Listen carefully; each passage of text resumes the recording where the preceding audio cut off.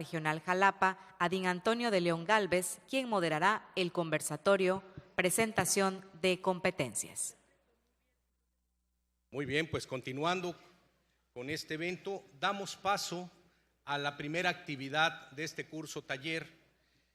Corresponde llevar a cabo el conversatorio en donde cada una de las autoridades que estamos representadas vamos a platicar con ustedes acerca de nuestras funciones, de la manera como nos desempeñamos y sobre todo la forma como atendemos aquellos casos en donde se genere o se pueda generar o estar en presencia de violencia política en razón de género. Sabemos y estamos conscientes, como lo comentábamos hace rato en la inauguración, que lamentablemente estos casos de violencia política en razón de género, pues en muchas de las ocasiones se dan de una manera velada, de una manera muy cuidada, y eso hace muchas veces difícil identificar cuando una mujer se encuentra precisamente en alguna situación que pueda ser objeto de violencia política y que ésta sea en razón de género. El objetivo de esta mesa es precisamente darles a conocer a todas ustedes, candidatas, ciudadanas, defensoras de mujeres, qué instituciones estamos a cargo de la prevención, de la atención de primera mano, aunque cuando se considere que se presente un caso de violencia política en razón de género, qué autoridades estamos al pendiente de la resolución de quejas, de denuncias y de cualquier juicio en donde se impugne o se haga valer la violación a algún derecho político electoral por estas lamentables prácticas. En esta mesa contamos con la participación de la licenciada Mirna Eugenia Acevedo Salas, quien es titular de la Unidad de Género de la Comisión Ejecutiva de Atención a Víctimas. También nos acompaña el licenciado Edgar Omar Pérez Melo, vocal de Capacitación Electoral y Educación Cívica del Instituto Nacional Electoral de Tabasco, la maestra magistrada Yolidabey Alvarado de la Cruz, integrante del Tribunal Electoral de Tabasco, la doctora Claudia del Carmen Jiménez López, consejera del Instituto Electoral y de Participación Ciudadana del Estado de Tabasco. También contamos con la presencia del maestro Antonio Javier Augusto Nuncamendi Otero, titular de la Fiscalía Especializada en Delitos Electorales en el Estado de Tabasco, y contamos también con la presencia de la licenciada Juliana del Carmen Serrano Lugo, quien es subdirectora de la Unidad de Atención Integral a Víctimas del Instituto Estatal de la Mujer. La mecánica de esta mesa, de este conversatorio, va a ser la siguiente. Vamos en un primer momento a darles a cada uno de nuestros participantes 5 minutos para que nos hagan favor de contestarnos una pregunta. ¿Cuáles son las labores que desempeña el área que representan en precisamente aquellos casos donde se considere o exista alguna denuncia o la posibilidad de identificar violencia política en razón de género? En esa primera ronda tendremos la oportunidad de escuchar a nuestros invitados y posteriormente formularemos otra pregunta en donde nos comentarán cuál es la manera cómo hacen eficaz la labor que se desempeñan tratando desde estos casos de violencia política en razón de género. El programa es muy extenso, tenemos muchas actividades muy interesantes para todos ustedes. En consecuencia, vamos precisamente a darles 5 minutos a cada uno de nuestros comentaristas y pues simplemente como árbitro de fútbol sacaríamos tarjetas amarillas o tarjeta roja en caso de estar ya sobre el tiempo. Y para responder la primera pregunta, me permito darle el uso de la voz a la maestra Mirna Eugenia Acevedo Salas, titular de la Unidad de Género de la Comisión Ejecutiva de Atención a Víctimas. Muchísimas gracias. Muy buenos días, muchísimas gracias, magistrado. Es un honor estar aquí en esta oportunidad de compartir desde el ámbito institucional las competencias de la Comisión Ejecutiva de Atención a Víctimas para atender y acompañar a aquellas mujeres que han sido víctimas de la violación de sus derechos políticos electorales para poder acceder a la justicia. Los derechos políticos son derechos humanos que desafortunadamente han sido vulnerados a las mujeres por razón de género. A través de la socialización de género, las mujeres parten de condiciones desiguales para acceder y permanecer en puestos de toma de decisiones y en cargos de elección popular. Esta situación limita el ejercicio pleno de sus derechos políticos y por ende el goce de sus garantías constitucionales. La revolución feminista, la lucha por la conquista de los derechos de las mujeres ha sido de las más largas de la historia y hoy por hoy aún está inconclusa. Sin embargo, hay que reconocer que existen avances y con ello se han logrado visibilizar las profundas desigualdades entre hombres y mujeres frente a oportunidades vitales y de desarrollo.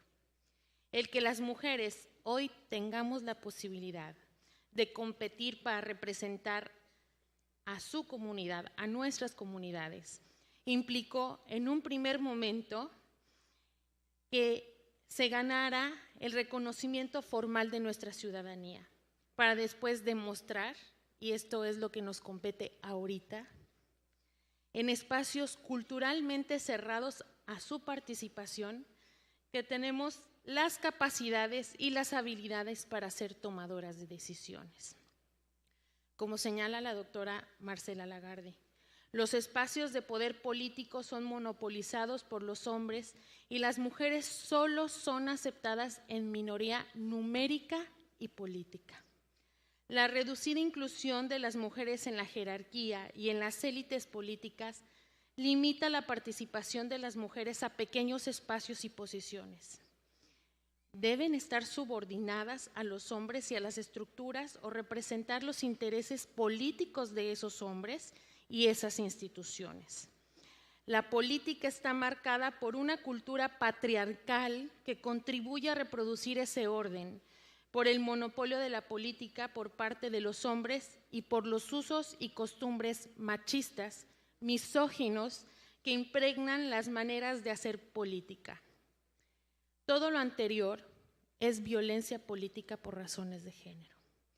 La violencia política vulnera, limita y transgrede los derechos políticos de las mujeres. La Comisión Ejecutiva de Atención a Víctimas, como órgano operativo del Sistema Nacional de Atención a Víctimas, tiene por objeto garantizar, promover y proteger los derechos de las víctimas del delito y de las violaciones a derechos humanos, por lo cual participamos en la construcción de un protocolo para la atención a la violencia política contra las mujeres en razón de género, el cual es resultado de un esfuerzo interinstitucional que obedece a la imperiosa necesidad de coordinar acciones para atender y acompañar a las mujeres víctimas de esta vulneración de sus derechos humanos en la exigencia de la restitución de los mismos. Ahora bien, como atribuciones, la Comisión Ejecutiva de Atención a Víctimas, es importante que haga yo dos precisiones. ¿Cómo se refiere la Ley General de Acceso a una vida libre de violencia a las mujeres? A lo que es una mujer víctima. Lo define que es la mujer de cualquier edad a quien se le infringe cualquier tipo de violencia. Los tipos de violencia que están descritos en la Ley General de Acceso, que es de conocimiento de todas y todos, es física, patrimonial, económica y sexual. Y también la Ley General de Acceso define las modalidades de violencia, violencia familiar, laboral y docente y demás. Y ahí estamos todavía insistiendo a nivel federal para que se inscriba la violencia política como una modalidad de violencia. Voy cerrando.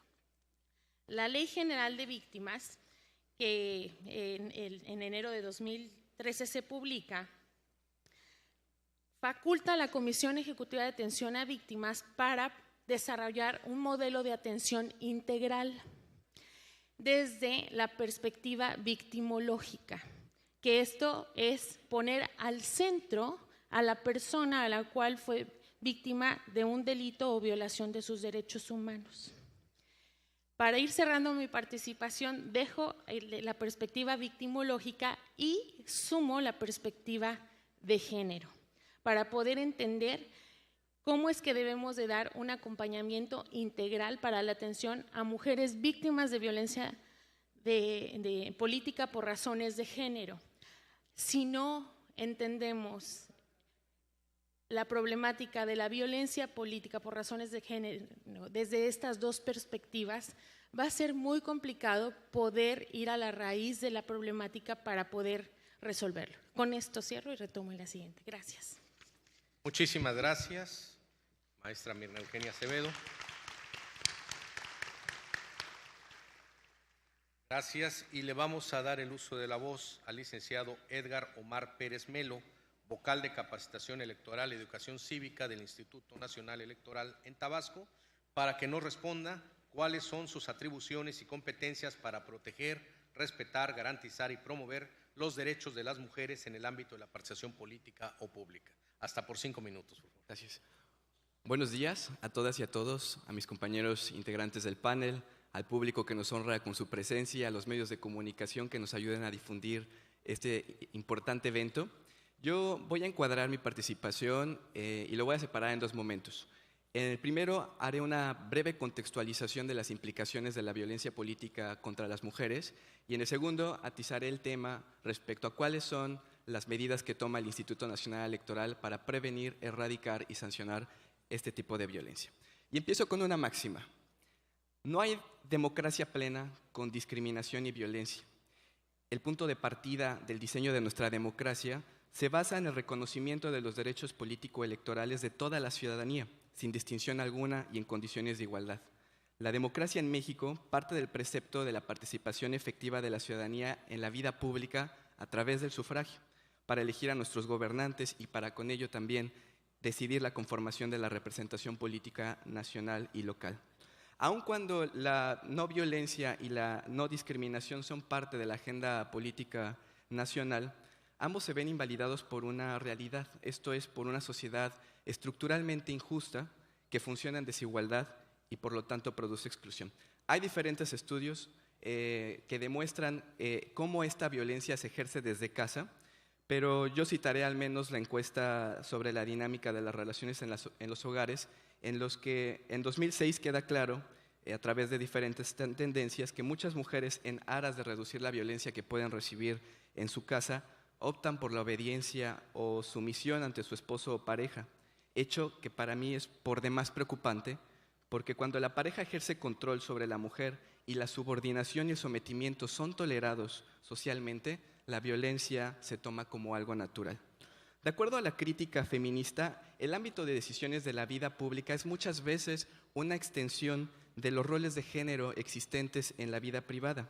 Fue por esto que en la 8ª y la 9ª década del siglo XX, si bien ya el feminismo había rendido frutos en los derechos conquistados, porque nunca fueron una dádiva, fueron una conquista social, la batalla en la actualidad la llevamos a cabo en el ámbito de lo privado, en lo íntimo, que ha sido un lugar definido por el poder masculino, sancionado por la sociedad, la pareja y sus relaciones parentales.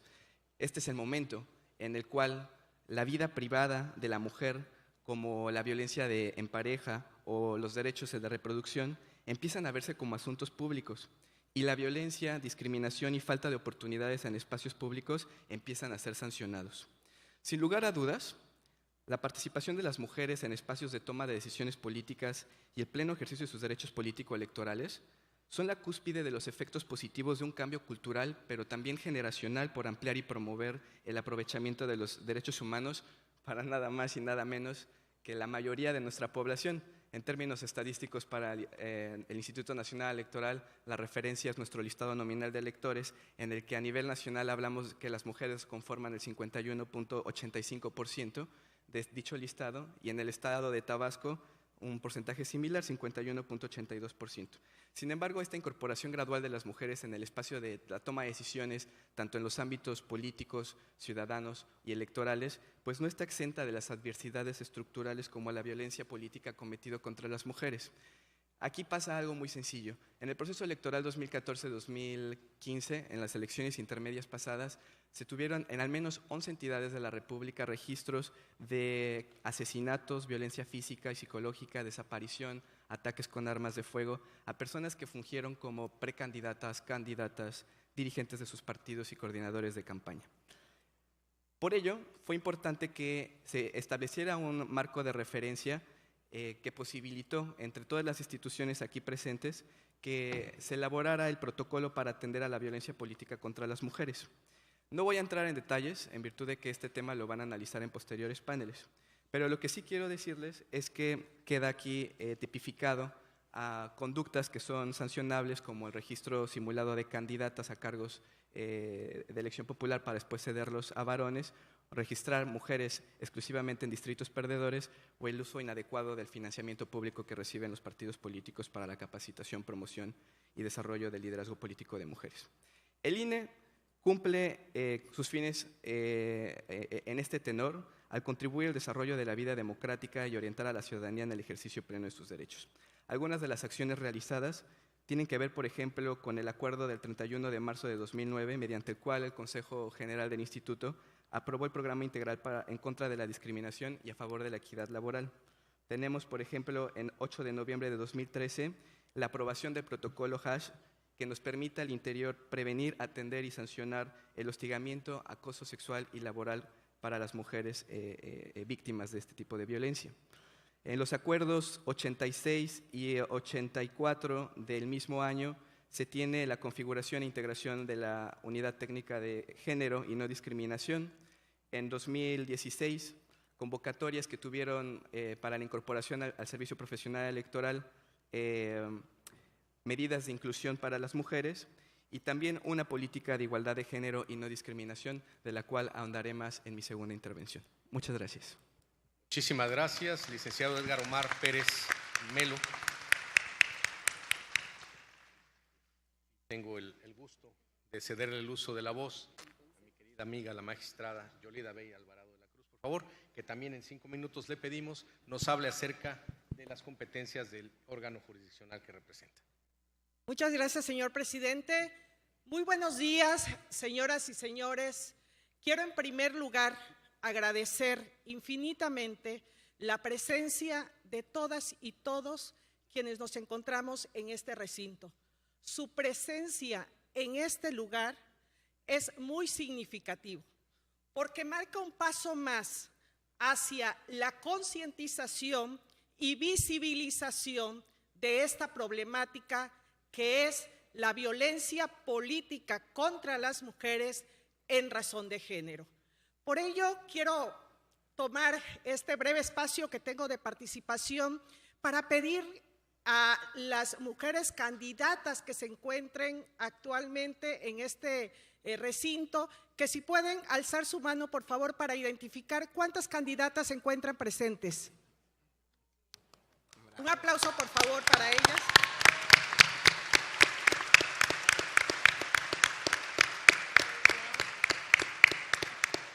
¿Y por qué era importante destacar su presencia? Porque sabemos que el Estado de Tabasco estamos en la etapa de campañas y cada una de ellas ha destinado este día para acudir aquí y ser parte de estas, de estas acciones que se están emprendiendo en pro de la prevención y atención de la violencia en razón de género. Y a todas las demás personas que están aquí, por supuesto que nuestra labor es darles a conocer a través de este conversatorio cuáles son las competencias de las autoridades y de las instituciones para la atención de la violencia política en razón de género. Porque muchas veces se enfrentan a este problema, pero no se sabe a dónde acudir, cómo hacer un planteamiento, cuál es la restitución del derecho que me van a hacer. ¿Realmente va a ser eficaz una sentencia en garantizar mi derecho a una participación política libre de violencia? Para eso estamos aquí, representadas todas las autoridades que tenemos la obligación de prevenir, proteger y sancionar la violencia política en razón de género. Y en mi caso, tengo la representación del Tribunal Electoral de Tabasco para hablarles qué hacemos y si somos o no competentes para conocer la violencia política en razón de género. Déjenme comentarles que a veces se asocia a nuestra institución solamente para conocer casos que tienen que ver con los litigios, con las impugnaciones que derivan de los procesos electorales. Y no se asocia la participación del tribunal para la atención de casos de violencia política en razón de género. Pero déjenme comentarles, el Tribunal Electoral de Tabasco sí es competente para conocer de casos que involucren violencia política en razón de género. Y tenemos esa competencia derivado de dos obligaciones. Una constitucional, derivada del artículo 1, en el cual se establece la obligación de todas las autoridades de nuestro país de garantizar, de proteger los derechos humanos. Y el segundo es una obligación convencional. ¿Qué significa esto? El Estado mexicano ha suscrito diversos tratados internacionales y convenciones que garantizan los derechos político-electorales de las mujeres. Y en razón de ello, todas las autoridades de nuestro país, jurisdiccionales, administrativas y de toda índole, estamos conminados a hacer valer los derechos de las mujeres en cuanto a su participación política. Sabemos que la violencia política de género son todas aquellas acciones u omisiones basadas en elementos de género y que se dan en el marco del ejercicio de los derechos político-electorales y tienen por objeto menoscabar o anular el reconocimiento, goce o ejercicio de los derechos político-electorales o de las prerrogativas inherentes al cargo. Por lo tanto, si esto es lo que se concepciona como violencia política de género, entonces se está hablando de una vulneración a un derecho político electoral. Y por ende, existe un medio de impugnación a través del cual pueden acudir ante nuestra instancia a hacer valer sus derechos. Este medio de impugnación es el juicio para la protección de los derechos político-electorales de las y los ciudadanos. Es un juicio diseñado precisamente para las y los ciudadanos, con la finalidad de que tengan una tutela efectiva de sus derechos político-electorales y que cuando sean vulnerados o restringidos tengan una instancia que pueda resarcirlos y pueda reintegrarlos al uso y disfrute del mismo. De este juicio para la protección de los derechos político-electorales no me voy a extender más porque en subsecuentes participaciones el magistrado Enrique Figueroa Ávila, integrante de la Sala Regional Jalapa, estoy segura que detallará de manera más puntual cuáles son los requisitos y qué se debe de presentar al momento que se instaure este juicio.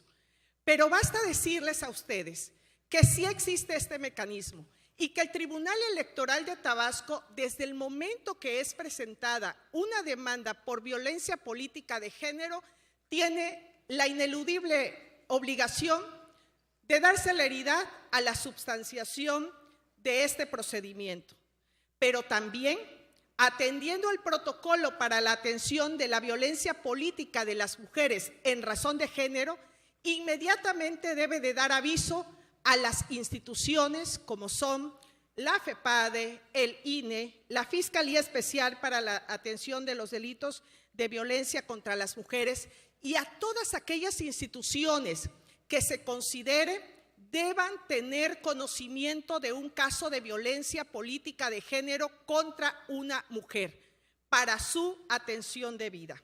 Otro aspecto que también tiene que considerar el tribunal es de manera urgente dictar las medidas de protección para garantizar la vida, la integridad y la seguridad de las actoras. De esto hablaré en mi segunda intervención, porque creo que es la mayor finalidad que debe de tener una institución: garantizar la vida, la seguridad y la integridad de todas aquellas mujeres que participan en la vida política de un Estado. Muchas gracias.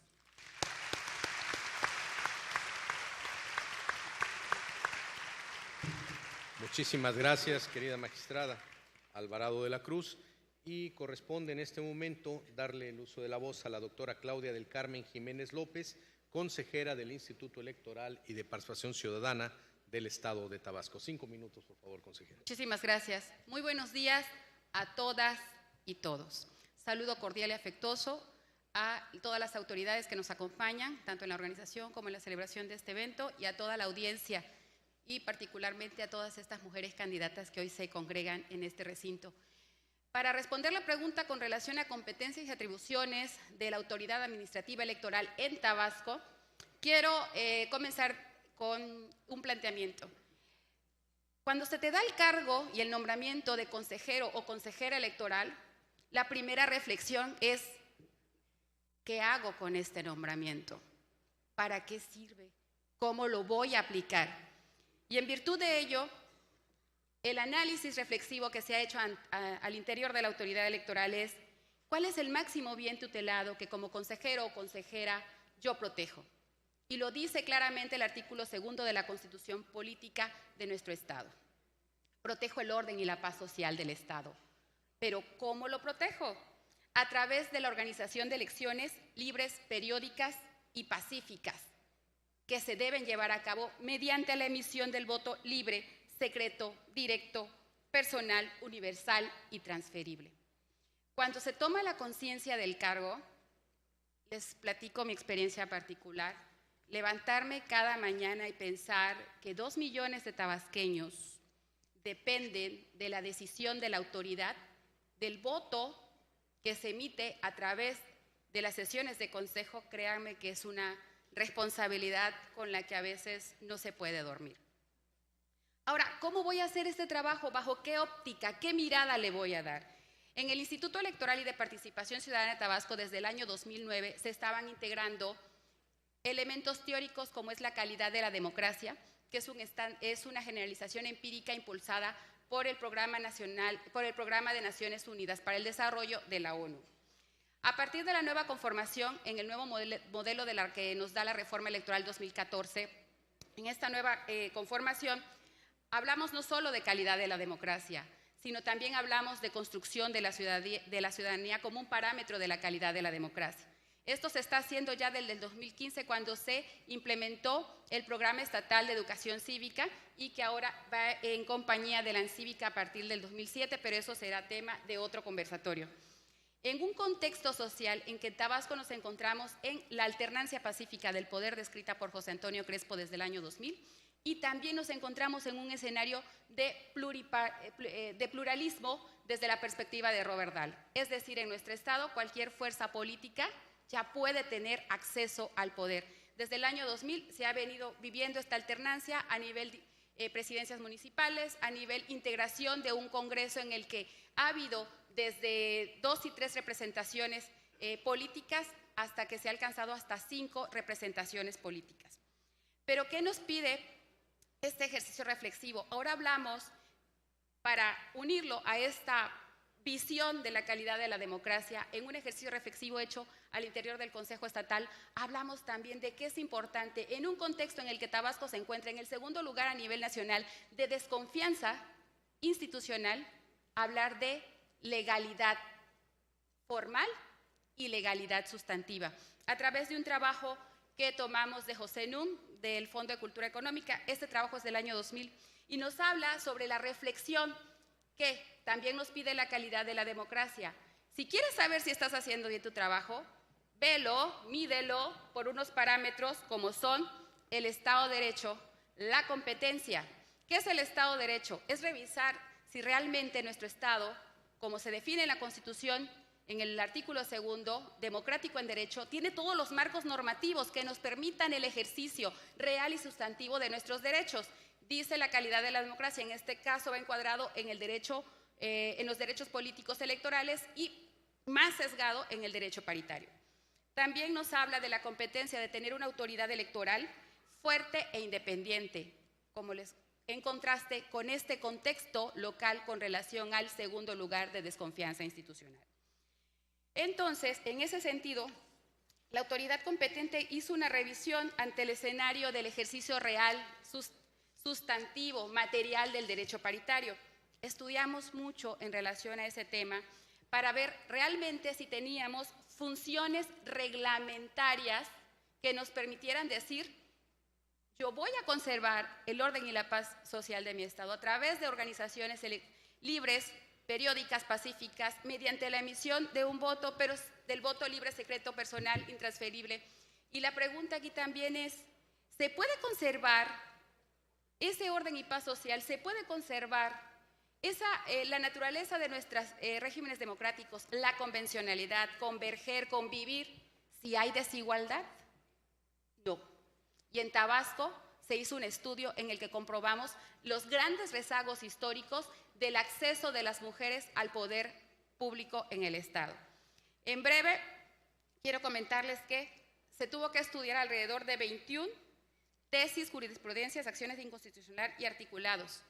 Y en materia de protección al voto pasivo relacionado con el derecho paritario, alrededor de 82 instrumentos jurídicos entre tratados internacionales, tesis, jurisprudencias, acciones de inconstitucionalidad, articulados y criterios orientadores. Estamos hablando desde los tratados internacionales hasta lo que dice actualmente nuestra ley electoral y de partidos políticos del Estado.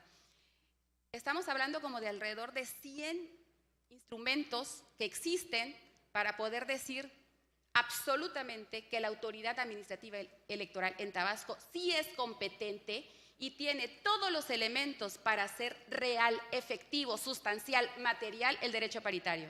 Y la muestra de ello es que hoy hay 1.831 mujeres inscritas para participar por representaciones partidistas y por candidaturas independientes, que el tema de candidaturas independientes nos basta para otro conversatorio, toda vez que Tabasco también tuvo un gran número de solicitudes por esta vía.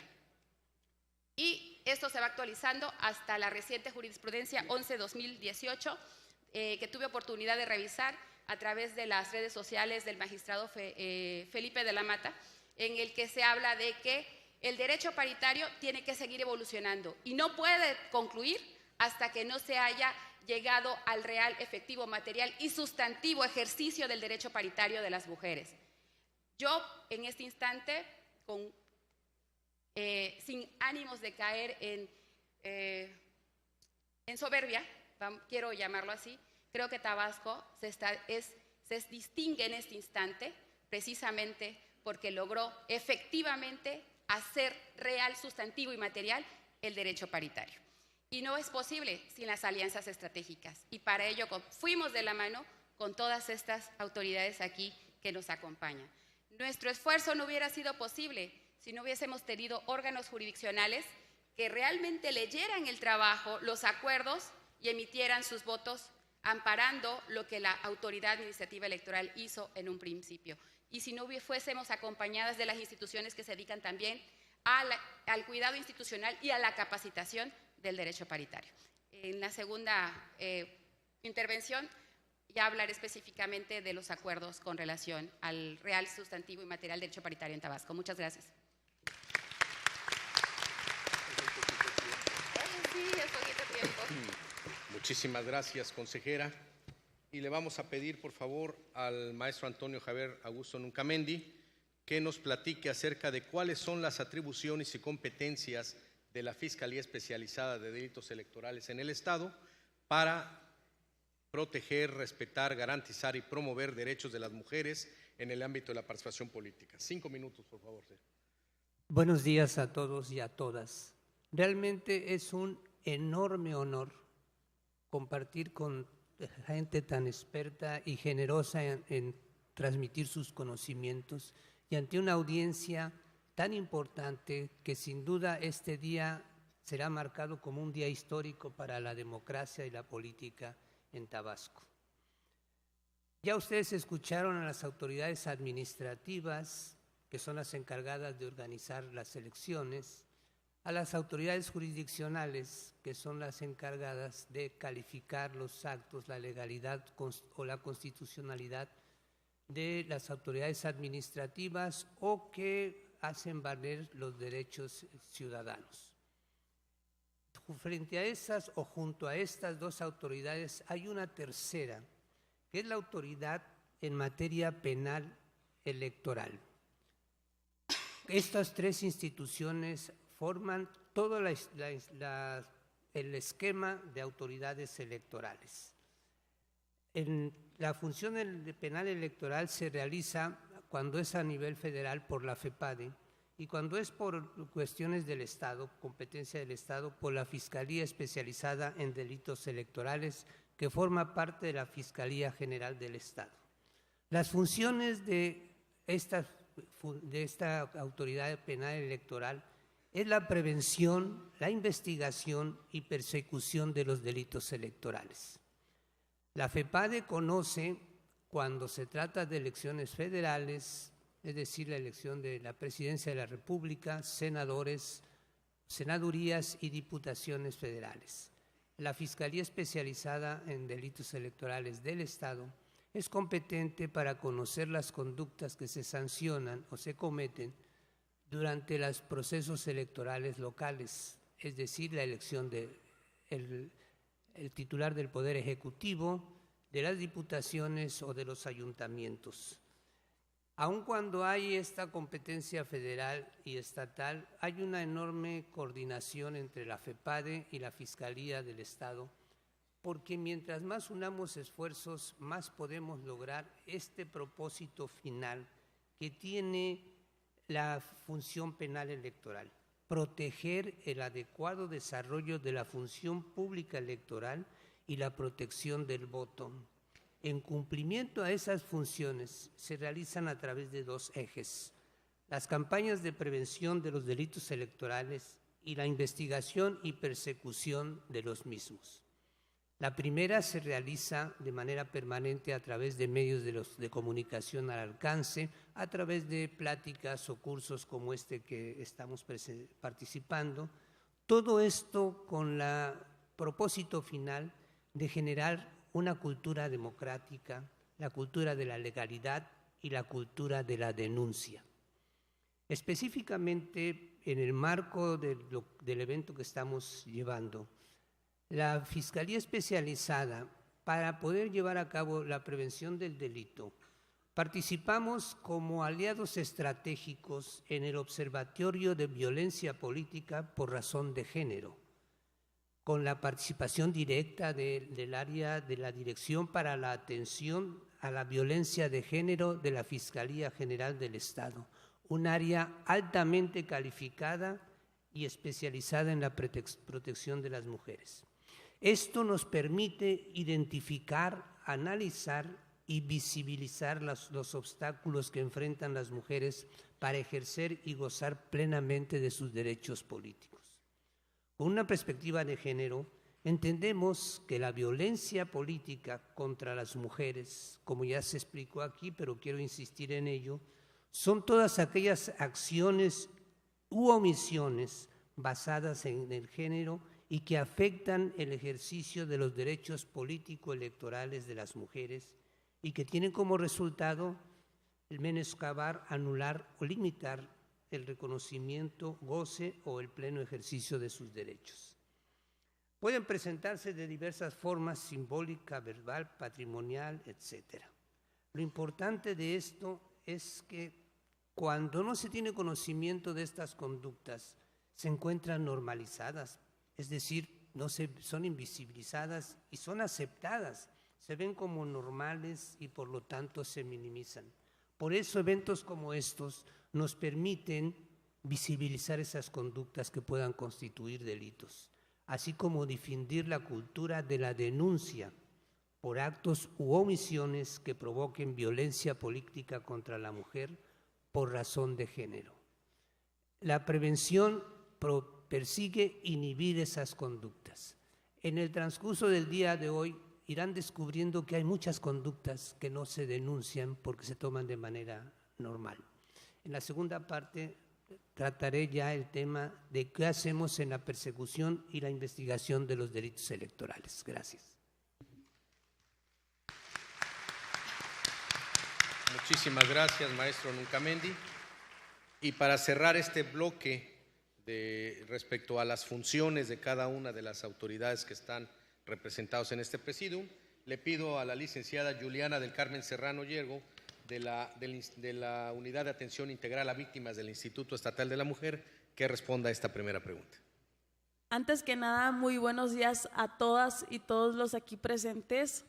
Agradezco también la invitación a las y los organizadores de este evento y quiero empezar diciendo que como mujer ver a toda esta cantidad de gente aquí es un sueño realizado, algo que hace años como mujer era impensable y hoy es una realidad, pero esa realidad no puede llevarse a cabo sin alianzas estratégicas como las que se ha creado con todas las personas que representan las instituciones que están aquí. Bueno, ahora sí voy a dar contestación a la pregunta. Bueno, quiero iniciar diciendo que el Instituto Estatal de las Mujeres, como órgano rector de la igualdad en el Estado, ha contribuido durante estos años, primero, en fortalecer las instancias municipales de atención a las mujeres. Las ha fortalecido con capacitación para la atención, seguimiento y acompañamiento de los casos de violencia política en razón de género que se puedan presentar en los municipios y en el Estado. Otra de las atribuciones del instituto y que no se pudieran haber llevado a cabo sin la voluntad de las instancias aquí presentes es la sensibilización en temas de género.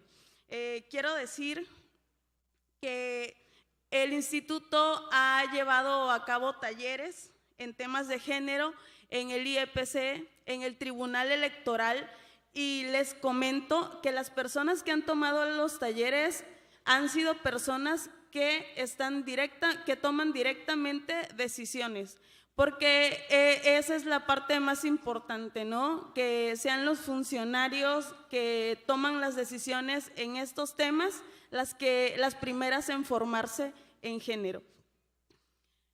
¿Por qué es importante? Porque como decían hace un rato, si no puedes identificar la violencia de género, no puedes dar una solución y no vas a poder atender el caso de una mujer que está siendo violentada. Otra atribución importante es promover políticas públicas que permeen la transversalidad de género en todos los